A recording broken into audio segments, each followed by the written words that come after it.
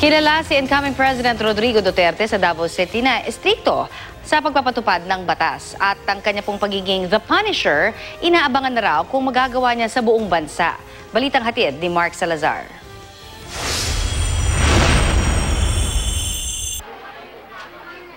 Sa 7 termino ni incoming President Rodrigo Duterte bilang mayor ng Davao City, normal na raw ang mga kontrobersyal na eksena na tuwing may mahuhuling lumabag sa batas.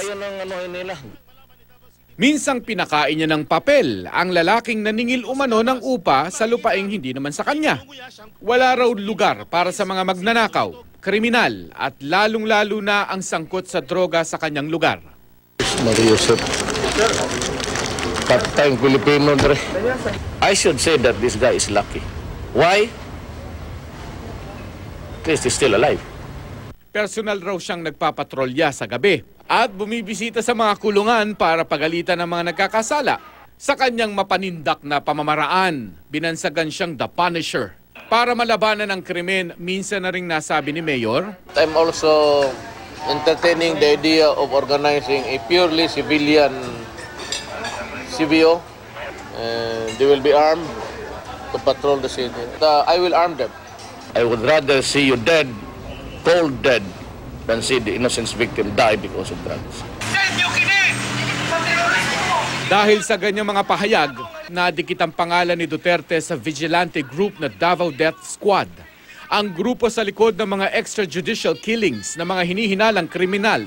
Sa taya ng grupong Coalition on Summary Execution sa Davao, halos 700 summary executions ang naganap sa Davao mula 1998 hanggang 2008.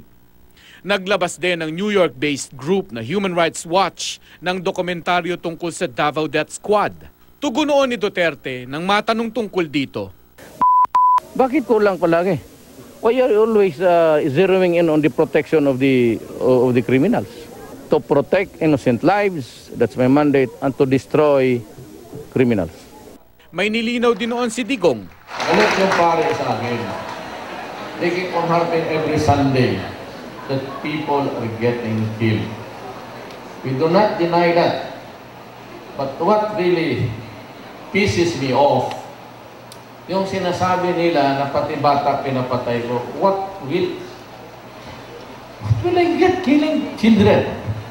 Lahat nakatuon na ngayon sa mga susunod na hakbang ni President Rody laban sa kriminalidad. At kung ang ginawa niya noon sa Davao, magagawa ba niya sa buong bansa?